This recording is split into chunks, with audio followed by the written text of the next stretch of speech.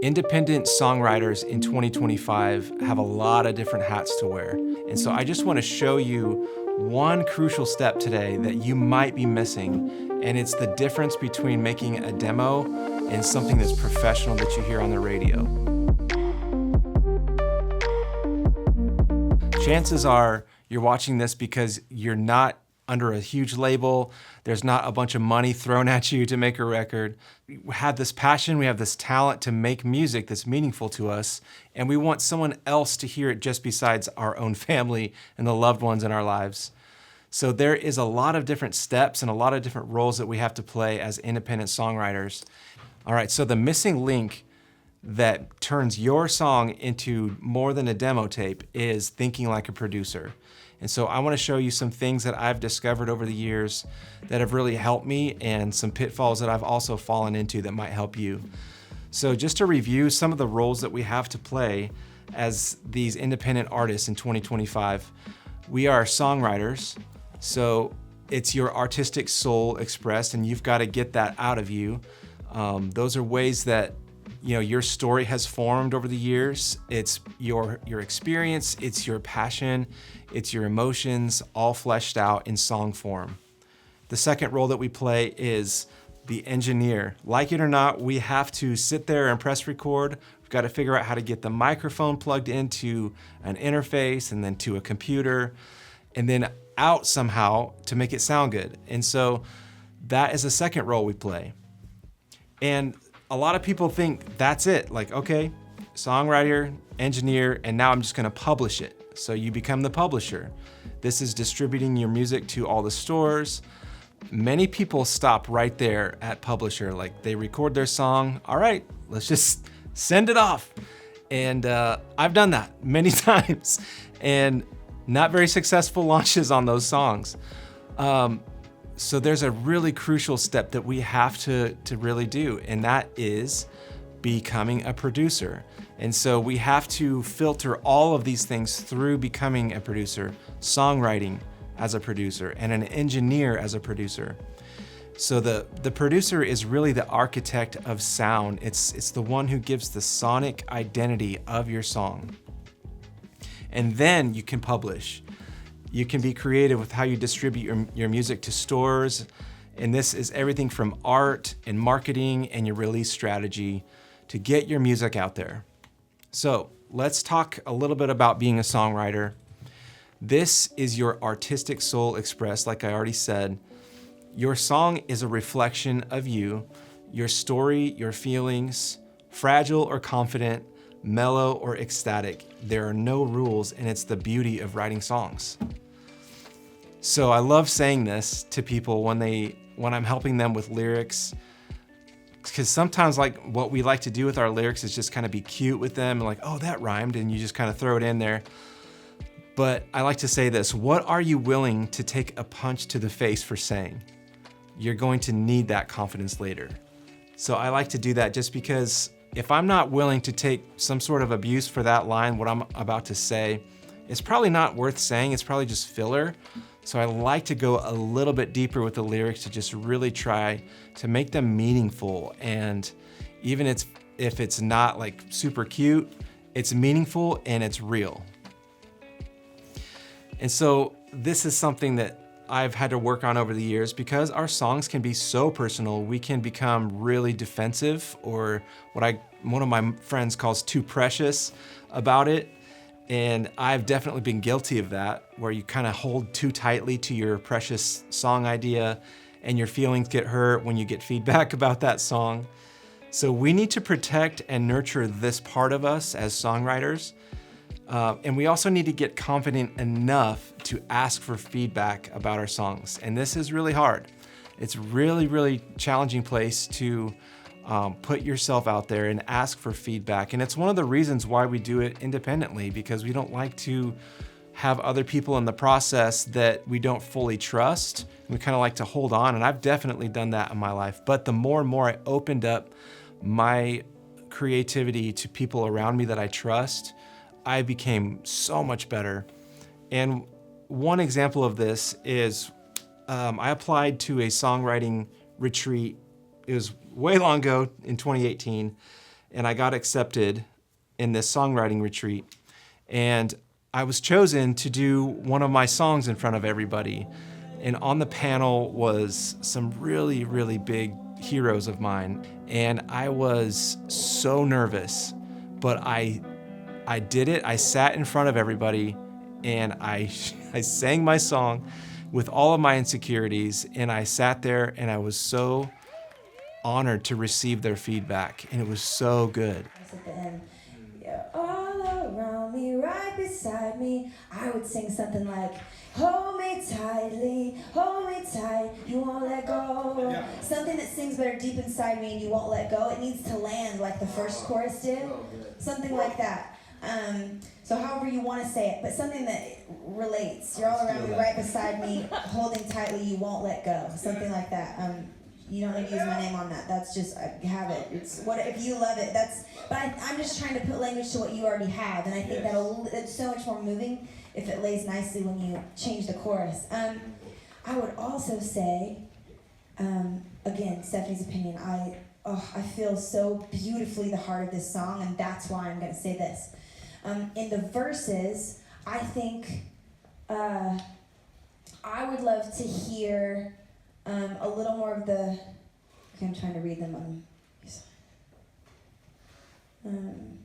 You search for me both night and day. I'm only picky lyrics-wise in this way because I don't think he's ever really looking for us. I think he always knows where we are. I think if you can make sure your language doesn't feel too far removed from the God who is always with us, if those verses, if you're really saying, you never left me, you hold me tightly, you won't let go, then we can't say things like, you know, as if he's, you lost track of me. Because he's always right there. I think,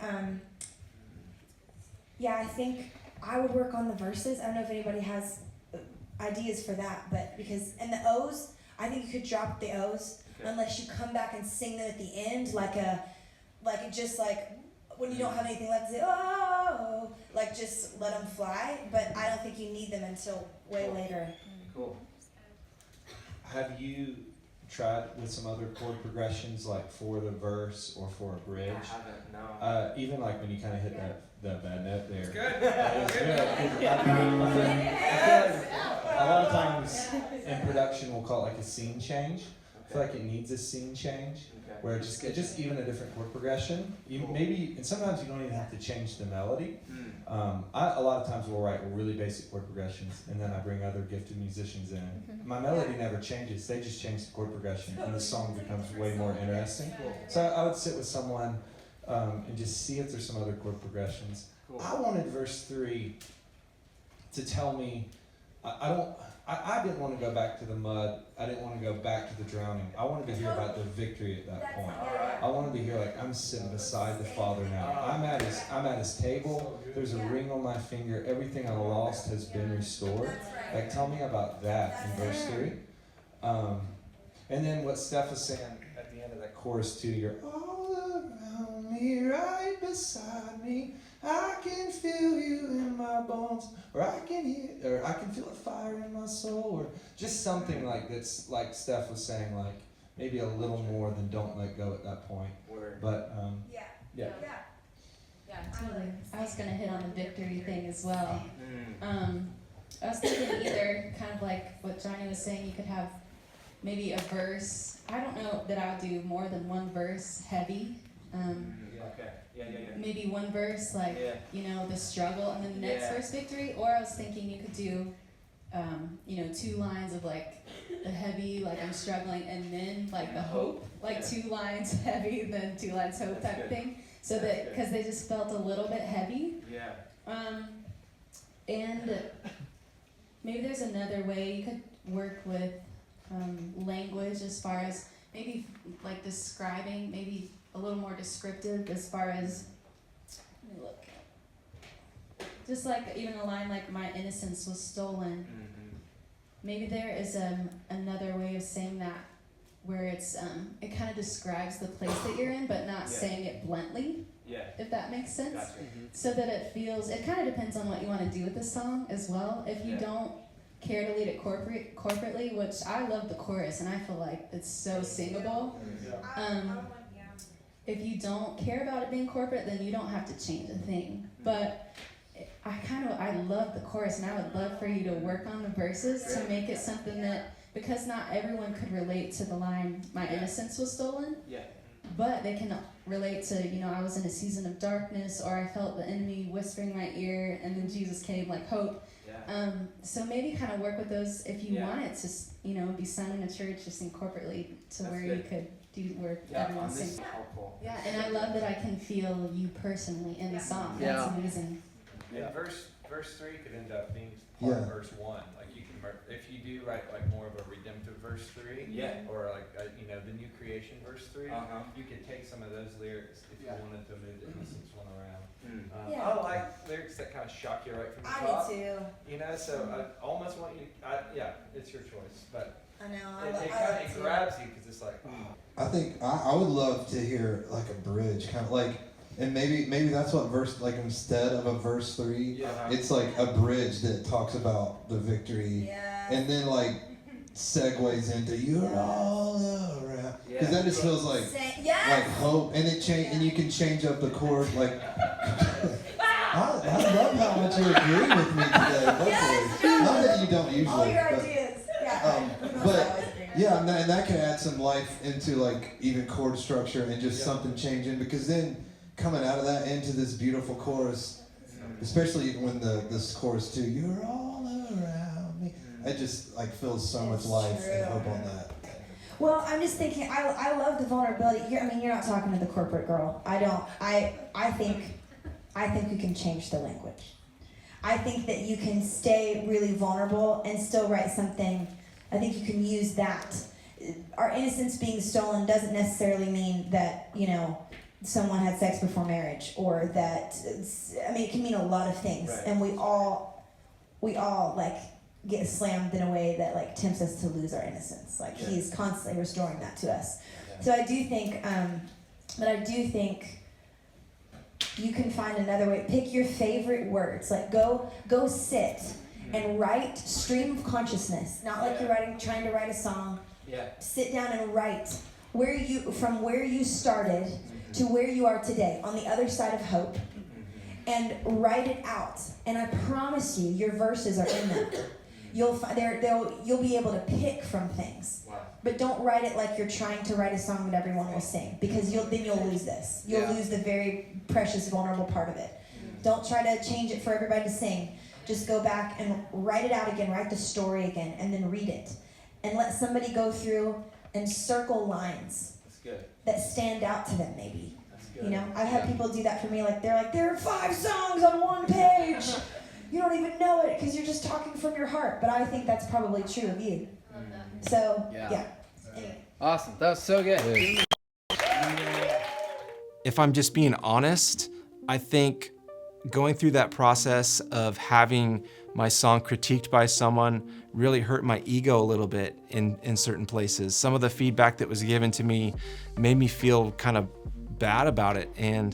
But if I can be more resilient about receiving feedback and realizing that these people really know what they're doing, I can really lean into what they're saying to me and really try to apply that to my own songs. Otherwise, I might just stay stuck where I am. So that was an example from my life. And the second role we play as the engineer, it's the bridge between art and science. This step can be treacherous and derail us from finishing if we don't have a system. I would just recommend going simple, going minimal. Do not try to purchase the most expensive things unless you really, really believe in it. Go very simple. Just get a mic that's like less than $300, an interface that's less than $300, and a program that is good enough but not too complicated to kind of get you through and get you moving through the program. That's part of the system, is having that system ready so that anytime that you have inspiration, you can just really quickly go through and record a quick idea, or what I like to call a sketch. So the key in this step is to have a system that works for you, and you'll need a workflow for this. A workflow simply means a step-by-step process and it's prioritizing the foundation from your song idea and how you translate that song idea into a tangible form like a digital audio workstation. The foundation of this is getting a clean signal flow. As an engineer role, it's a really simple process, but it's very important that you get it right if you're trying to get your songs recorded well. So the signal flow is simply this. It starts with the source, like a microphone or an instrument, and then that source gets plugged into your interface, and the interface is what talks to your computer. And then the computer is what you can have your DAW, what people always say DAW, it's called Digital Audio Workstation. And you can do like GarageBand, Logic Pro, Pro Tools, that's my personal favorite, Fruity Loops Studio, Ableton, and there's so many more. But that's kind of the basics of like getting it from the source to the interface into the computer, and then out of the computer into some trusted headphones or trusted speakers. I like to mix with a certain pair of headphones. I really trust them, but make sure that you're listening onto several different kinds of speakers because they're really deceiving. It can sound really great on a certain pair of speakers, and then you bring it to another pair and it's just like, it sounds like horrible. So you need to have a good workflow for that. Like, what is your monitoring system and how accurate is it? Can you trust it? All right, so now the missing link, it's the producer mindset. It is the architect of sound.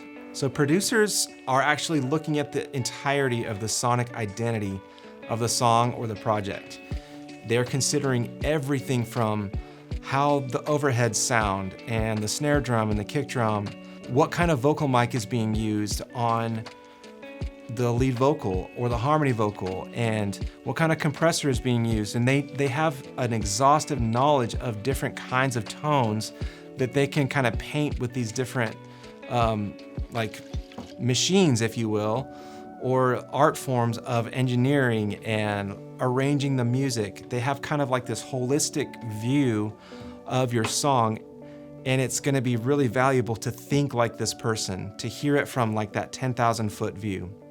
So the best producers are masters of songwriting, arranging, engineering, and mixing. That's kind of a lot for one person, but if you get someone that's really good at it, you can learn a lot from them.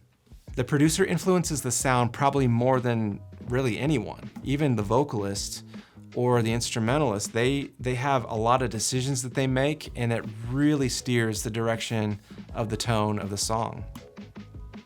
So in order to make something more than a demo tape, you need to think like a producer. So how do we do that? How do we become a producer? How do we do that? There's so many roles to play. So I would just submit to you that you need to become a student of your favorite producers. So a simple question to ask is, what are your favorite albums and artists? Many times artists work with the same producers just because they love them. So you might notice that you like a certain artist. Go into that artist's discography and figure out who produced their album. You might figure out it's the same one, and you're like, oh man, I really like Jerry Finn in my case, or like Chris Lord-Alge or something like that. So once you figured out who that is, go on a deep dive of that producer and figure out what tips and tricks they use, and you'll be surprised at how much there is out there on what they give away and their kind of their secrets. So become a student of your favorite producers. So here are some of my favorite producers right here. John Feldmann is my #1 favorite. He's most well known for Blink-182. He's in the band Goldfinger. He's produced The Used, 5 Seconds of Summer, and my personal favorite that probably not any of you know about, and if you do, please let me know in the comments, Messed, and particularly the album Photographs. That album has had such an impact on me and my brother Paul, who also produces music, and my brother Moses, who produces music as well. And Jerry Finn is another producer that I've loved for years. He's produced Blink-182, which those two iconic albums in my mind are Enema of the State, Take Off Your Pants and Jacket, and Green Day. And my personal favorite, MXPX. I have loved MXPX for a long time. They're my favorite band. really cool story that I want to tell about that in another video. And the other one is a more recent discovery that I had. I really liked this artist named James Bay, and I just couldn't get enough of James Bay's records. And I figured out that Chaos and the Calm was produced by this guy, Jacquire. And man, this guy is so good. I just figured out like the way that it sounds, it makes me feel deep emotions that I've never felt listening to music. And I just really resonated with how he produces music. And so these are three guys that I listen to all the time. And I try to pick up things like, oh, I just noticed that the vocals were stereo tracked right there. That's kind of a common trick that some of these big producers will do. And I really like Jacquire because he will, if you listen to James Bay, it's very minimal. There's not a ton of production as far as like a bunch of instruments at the same time. Like John Feldmann and Jerry Finn, there's a bunch of instruments happening, lots of rock, it's like this wall of sound. But Jacquire has this different technique of just like making these nuances heard that are very powerful, you know, very minimal. And of course, James Bay is like an incredible singer, guitar player. He sounds produced if it's just him on an iPhone, honestly. Like he could be singing in a room and, you know, it could just be a voice note and it would sound amazing just because he's that good. His voice is that pure. His guitar playing is that pure. He's got a superpower. Yeah, these are awesome producers that I love. Go and find your favorite ones and just become a student of that producer. Really try to figure out maybe one or two things that you can apply immediately from that producer's catalog and some of their secrets. And then the last thing that I won't spend a ton of time on is the publisher. So this is the role that we play when we need to distribute our music to stores. It's when we have to make the art and the marketing and the release strategy. So now that your music is more fully produced and you have the mindset of a producer, now it's time to get that song released and out to digital stores. There are many good options to release your music. I personally love DistroKid. It's easy, it's simple, and it's kind of no nonsense, honestly, and it's just really easy to use. Another one that I really love is Lander, which I also like Lander's mastering, AI mastering service. It's really good. I've had really good results with that in the past, and different genres of music as well. So I really like those too. When it comes to promoting your music, one thing that will help you is if you research similar artists and just kind of notice what they're doing. One thing that you can do once your music is the way that you want it, you can start reaching out to playlist promoters and curators and really try to connect with them on a personal level. If you go to Spotify and maybe there's a playlist that you really like, sometimes they'll leave their Instagram channel there. You can try to direct message them on Instagram. Sometimes their email will be there and you can email them. Don't try to be too spammy with them and try to like, hey, I want you to put my song on your playlist. You gotta kind of connect with them as a real person because they are a real person. That's someone who genuinely needs to like you and like your music. And so, yeah, try to just connect with that person on a personal level. And the main thing with releasing music is like, we gotta be consistent. Just keep releasing, just better and better each time. Lots of different methods that we can get into on this channel about how you can effectively release your music and have a strategy for that. So that's it, guys. I know that that's a really daunting process when you think about the 4 roles that we play as independent songwriters and thinking like a producer. If you like stuff like this, then I want to give you a free home recording guide that walks through step 1 all the way through the end and the Spotify release. That is a link in my description. You can download that absolutely free, and I hope it helps you. And I really want to hear what you guys are making. So, man, I can't wait to see you guys next time. And please reach out. You can comment or you can just message me. Yeah, we'll see you guys next time.